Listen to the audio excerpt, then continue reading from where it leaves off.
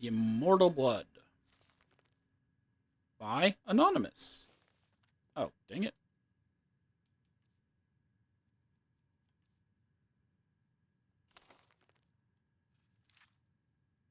The moon and stars were hidden from sight, making that why can't I say it?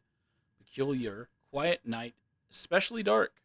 The town guard had to carry torches to make their rounds, but the man who came to call at my chapel carried no light with him. I came to learn that Movarth Pikirin could see in the dark almost as well as the light. An excellent talent, considering his interests were exclusively nocturnal.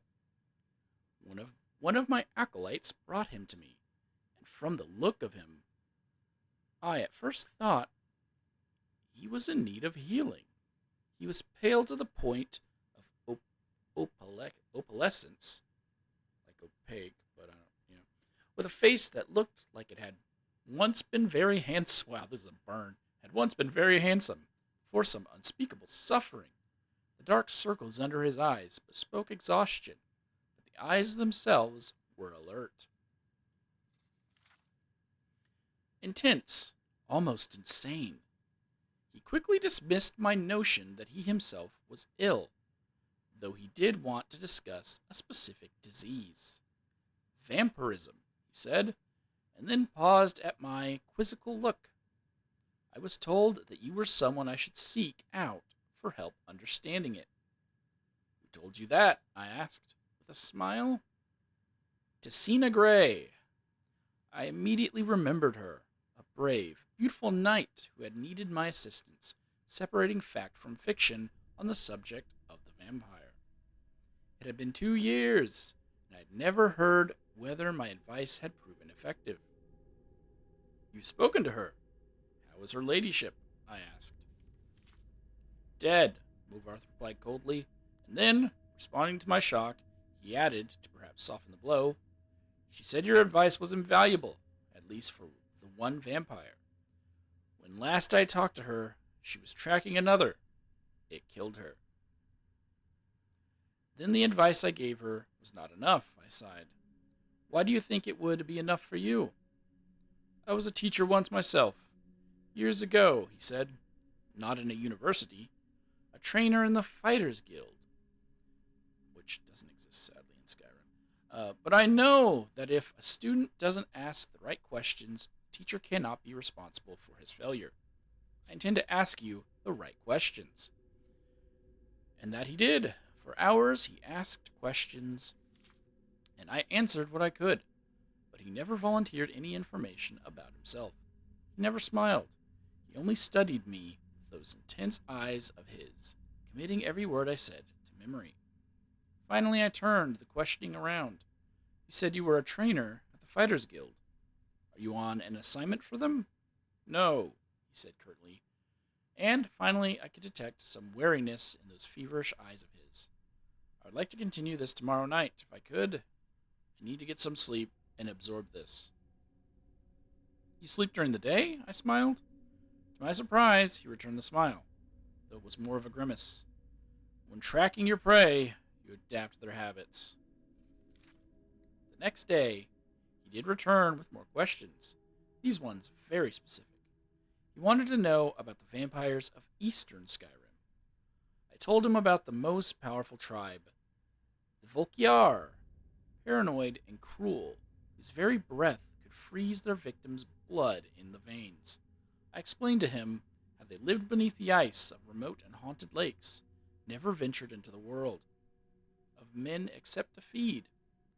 Movarth Pequine, I know it's like blood, listened carefully and asked more questions into the night, till at last he was ready to leave. I will not see you for a few days, he said, but I will return and tell you how helpful your information has been. True to his word, the man returned to my chapel shortly after midnight 4 days later. There was a fresh scar on his cheek, but he was smiling that grim but satisfied smile of his. Your advice helped me very much, he said, but you should know that the Volkjar have an additional ability you didn't mention. They can reach through the ice in their lakes without breaking it. It was quite a nasty surprise, being grabbed from below without any warning. How remarkable, I asked, with a laugh. And terrifying. You're lucky you survived. I don't believe in luck. I believe in knowledge and training. Your information helped me. And my skill at melee combat sealed the bloodsucker's fate. I've never believed in weaponry of any kind. Too many unknowns. Even the best swordsmith has created a flawed blade. But you know what your body is capable of. I know I can land 1,000 blows without losing my balance, provided I get the first strike. The first strike, I murmured. So you must never be surprised. That is why I came to you, said Movarth. You know more than anyone alive about these monsters, and all their cursed varieties across the land. Now you must tell me about the vampires of northern Valenwood. I did as he asked. Once again, his questions taxed my knowledge. There were many tribes to cover. The Bonsamu, who were indistinguishable from Bosmer, except when seen by candlelight. The Kirillith, who could disintegrate into mist. The Yakif, who swallowed men whole.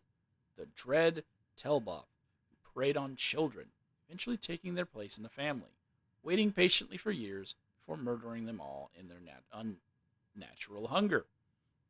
And once again he bade me farewell, promising to return in a few weeks. And once again he returned, as he said, just after midnight.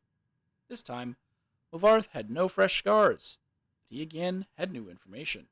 You were wrong about the Kirillith being unable to vaporize when pushed underwater, he said, patting my shoulder fondly. Fortunately, they cannot travel far in their mist form, and I was able to track it down.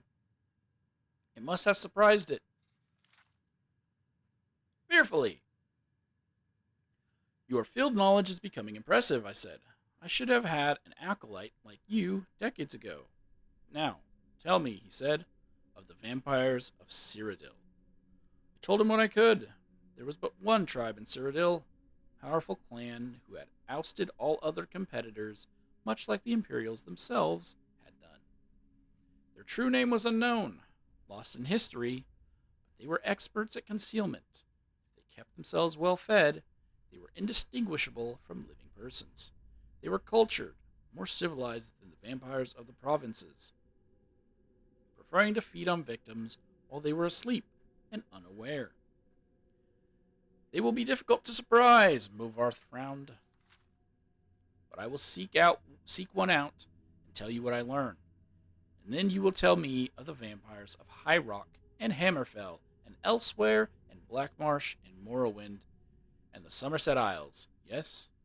I nodded, knowing that this was a man on an eternal quest. He wouldn't be satisfied with but the barest hint of how things were. He needed to know it all. He did not return for a month, and on the night that he did, I could see his frustration and despair, though there were no lights burning in my chapel. I failed, he said, as I lit a candle. You were right. I could not find a single one. I brought the light up to my face and smiled. He was surprised, even stunned, by the pallor of my flesh, dark hunger in my ageless eyes, and the teeth. Oh, yes.